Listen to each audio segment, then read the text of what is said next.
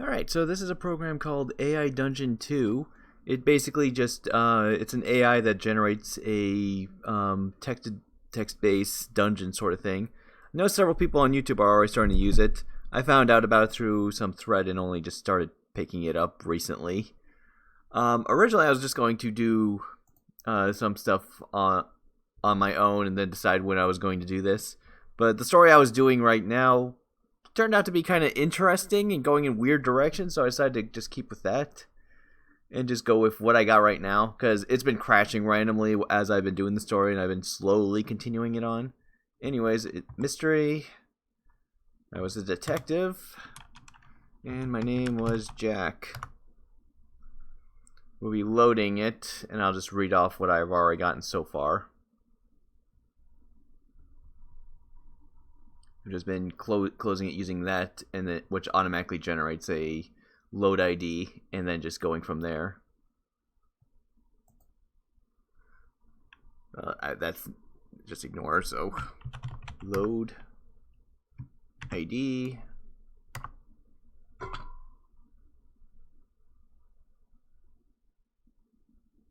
There we go. Let's get back to where I was. You are Jack, a detective living in Chicago. You have a pistol and a police badge. You don't need to pay attention to that because the game never remembers what you actually have. You enter the forest where you believe a criminal you're searching for fled to. Suddenly you hear a noise behind a tree. What is it, you ask? Oh no, that's the old one. Okay.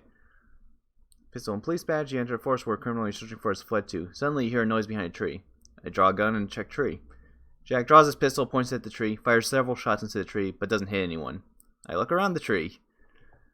You look around the tree and see nothing suspicious. You then turn your attention back to Jack, who is still pointing his pistol at the tree. I'm sorry, Jack says. I don't know what to do. You say, wait, who are you?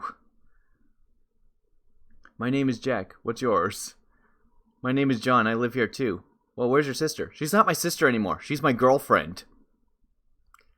And that's where it starts getting a little weird. You say, that's weird, John. I'm taking you in for being weird. Oh, well, that makes things easier. Jack replies, you don't feel like you're getting somewhere. You've been talking with this guy for a while, and he seems nice enough. You decide to trust him. The next day, you wake up early and go out to the car. When you get there, you notice that Jack has left town. You think about calling him, but you figure if he really wants to leave, he'll come back. So instead, you drive yourself to work. As you drive to work, you begin to wonder how you got here. You were driving on the highway and suddenly felt a strange sensation. Then you saw something out of the corner of your eye. It was a man dressed in black in front of you. I stopped the car. You immediately stop the car and jump out of the driver's seat. The man walks over to you and asks, are you okay? What happened? You say, I don't know who I am. Am I John or Jack? The man looks at you and smiles. Both. But I'm going to tell you a little more about yourself first. Why don't you take off all your clothes? You nod and follow the man as he goes through some sort of office area. After a few minutes, you find yourself in a room filled with computers. There's also people working on other computer screens. A woman wearing glasses sits behind one of them and typing away. She notices you walking towards her and turns her head slightly. The woman sees you and turns her head slightly again. This time she speaks. Hello, John. I'm Linda. You're new here, aren't you? You must be wondering where the hell Jack is. Well, I can help you with that problem. Linda continues. I'm sure you're wondering what we're doing right now. We're trying to solve a crime. You interrupt. But I thought they killed Jack. How did you even find me? Linda thinks for a moment. You say, why did I have to take off my clothes for this? Linda shrugs. It's not like you had much choice, John. Anyway, let's get back to our case. You remember the last time you saw Jack? You shake your head. You say he was in the woods and he said something that he was dating his sister. Around this time, I think it was John who said that. I got confused. Linda nods. He also said he also shot a tree for no reason. Linda looks down at her keyboard and sighs. You also say, I was also Jack for a moment, then suddenly I was John and he was behind me. Linda laughs. You say, that's not funny.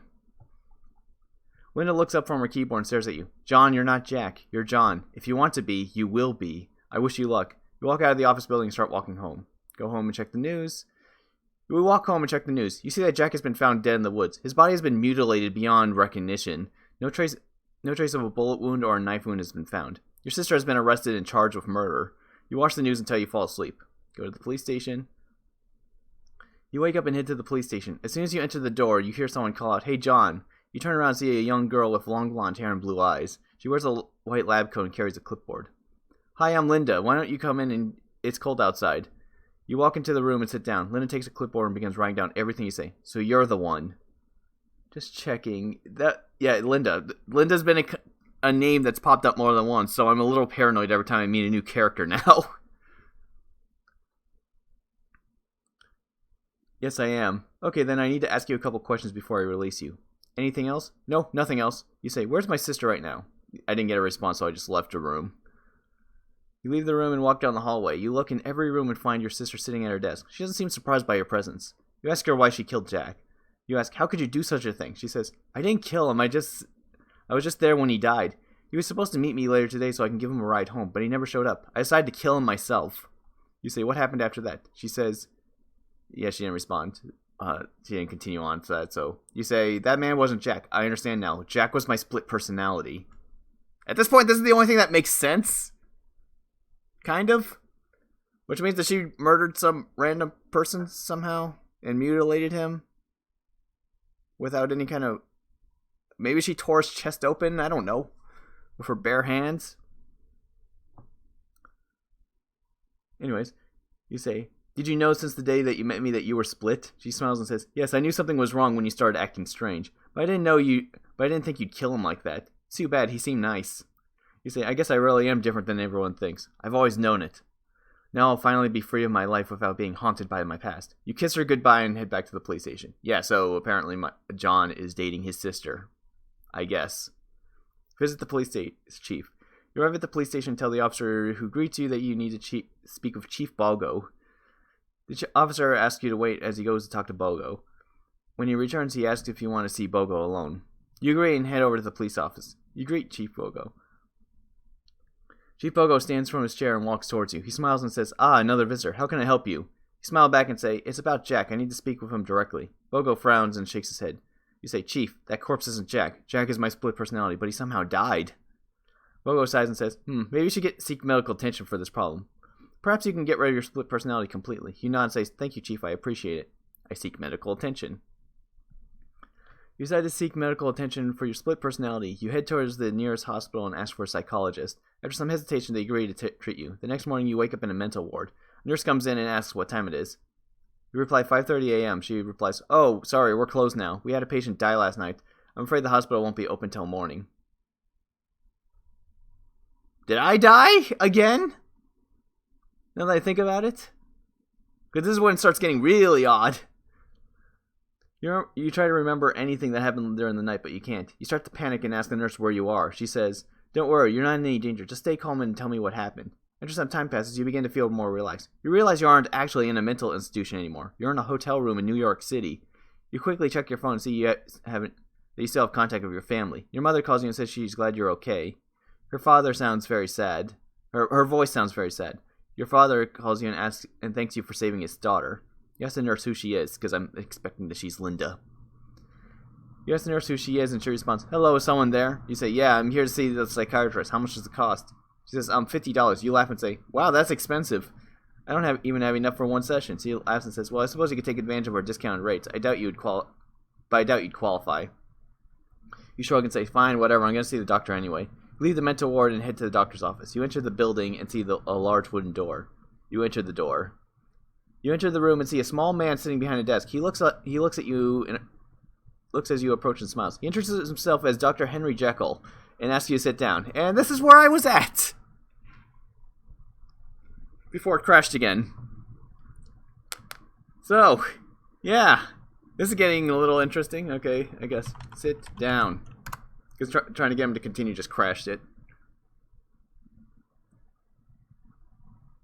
You sit down and Dr. Jekyll begins talking about your situation. He explains that you're a bit unusual and you have a lot of psychological problems. He mentions that he's been treating other people with similar symptoms and he believes that you may have some form of schizophrenia.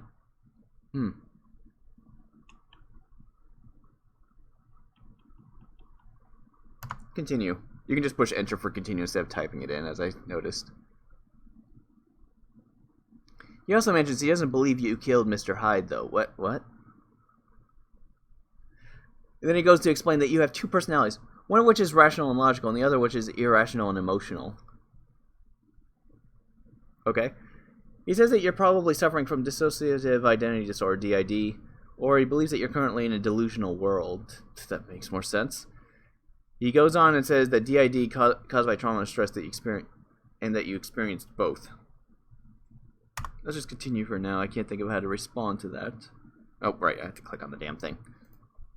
Continue. Proceed.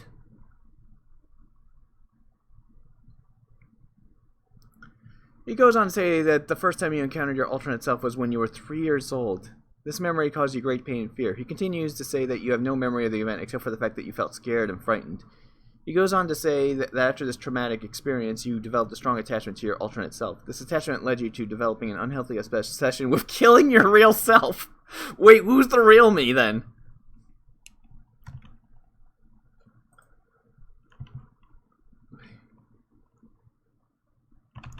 Who's the real me? Jack or John?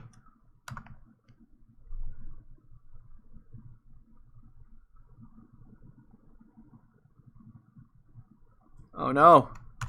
Tell me. Who? Who am I? Crap. Yeah, it caused it to start looping. Of course it did.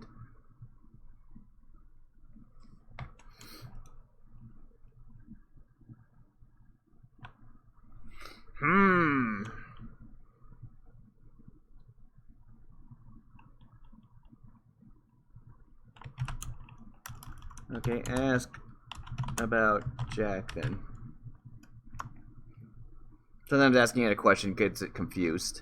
If you ask it this way, it usually works a little bit better from what I've seen. Unless it crashed again. Which it probably... Sometimes it takes a while to load. Sometimes when it does this, it means it crashed. I think it crashed. Yep. Yep, it crashed. Okay, so since he's not answering me, gonna go extreme. Draw, gun, and demand answers.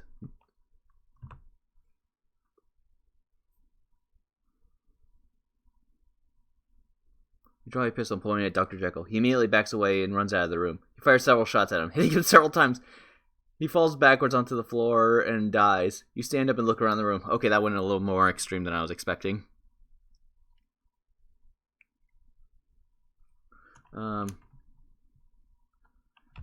Examine desk.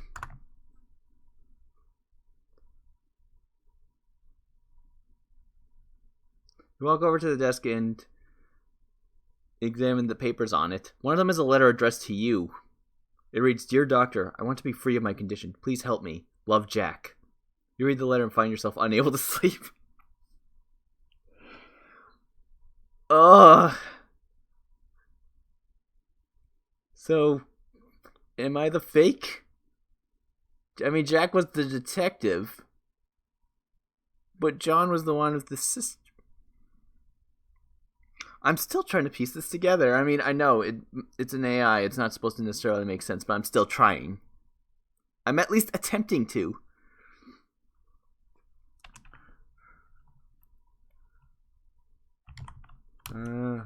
If I can't sleep, roam the city streets.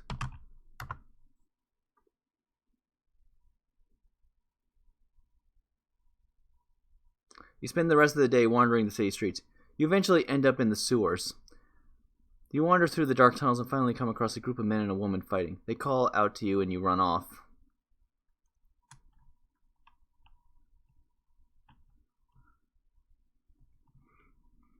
Okay.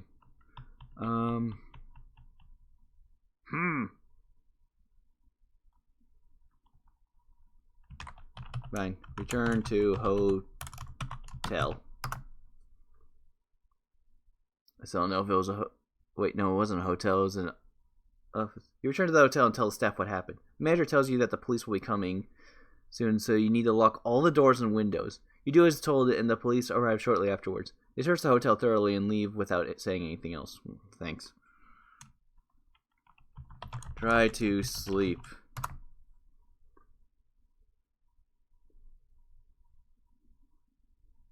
You lie in bed and try to fall asleep. However, you can't get to sleep. You keep thinking about the events that occurred yesterday and how you've changed since then. Eventually, you give up and just lie in bed, trying to forget everything.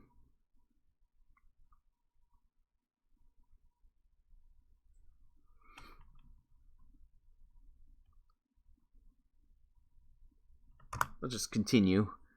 Can't think of what to do aside from leaving the hotel and continuing on.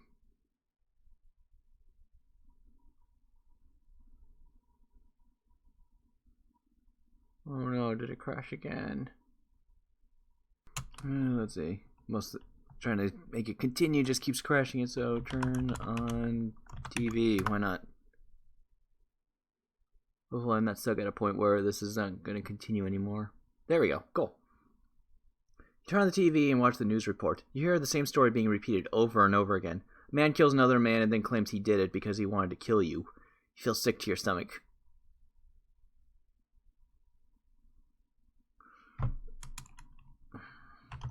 Turn off TV.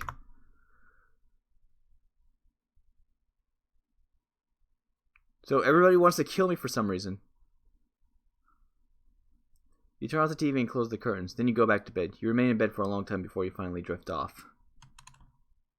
Dream.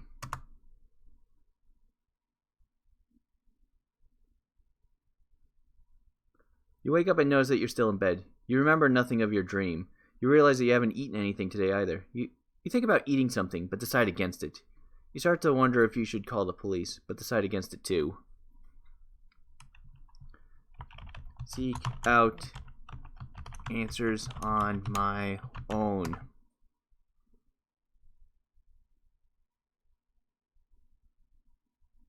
You decide to seek out answers on your own. You open your wallet and take out some money. You call the police. Whatever. You call the police and they come to your house. When they arrive, they question you briefly, then send you home. But I was home. But I was in a hotel.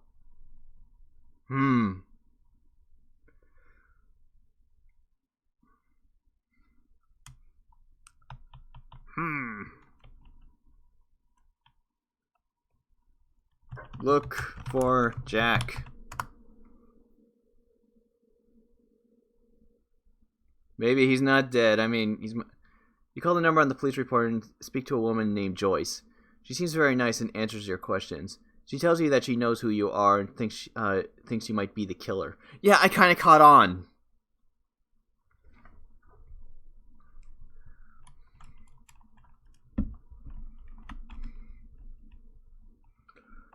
Return to scene of the crime, yeah. Return to the scene of the crime. You return to the scene of the crime. You find the street is completely empty. You look around and see that there's a broken window on the front door of the motel room where you saw Mr. Hyde earlier. You walk toward the window and peer inside. What's inside? There's blood everywhere, and the body of Mr. Hyde lies dead on the floor. You stare at the bloody body for a moment, and I did a second one. You stare at the bloody body for a moment, and then you slowly walk back outside. You don't know why, but you feel like you need to check on Mr. Hyde's body. I was going to do that again. I was going to do that anyways.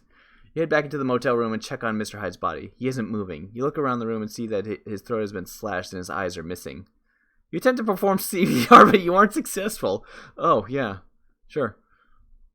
Wait, how...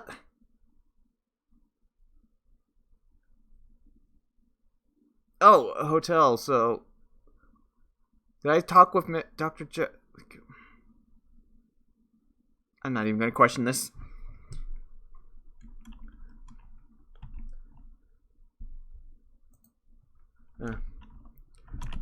Check Mr. Hyde's pockets.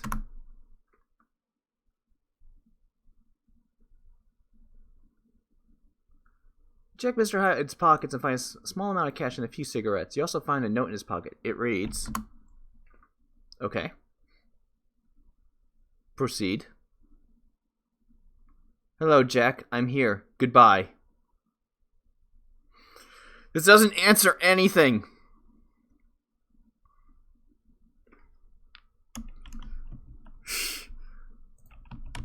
Scream in frustration.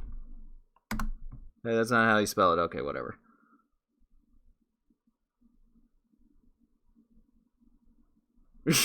Oh, it crashed. Of course it did. Just get the download. Just get the code again. It takes a few minutes in between runs. Let's copy that and reload.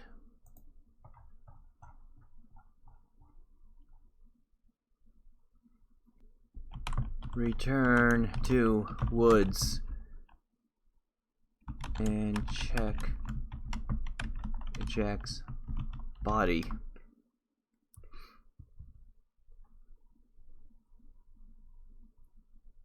You return to the woods and check on Jack's body. You find that he is not breathing. You begin performing CPR until paramedics arrive. What? They revive him? What? And he begins to breathe again. You then return to the motel room and check on Mr. Hyde's body. What? So wait, Jack is alive. What? And he's now breathing on his... What the fuck is going on? You look at him and he asks if he remembers anything from the night before. He looks at you and nods his head. You both smile and nod. You kiss each other and embrace. You both cry together and you remember nothing more. What?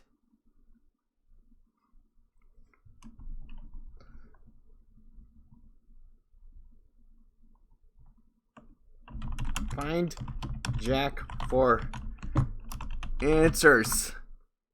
I mean, I know this is supposed to be a mystery story, but I don't know what the fuck is even happening.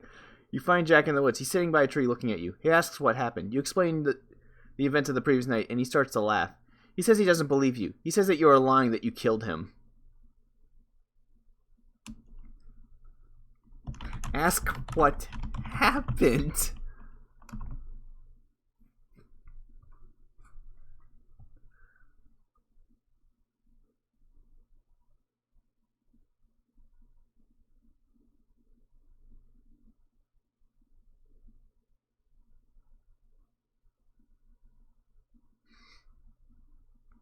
It crashed again. No.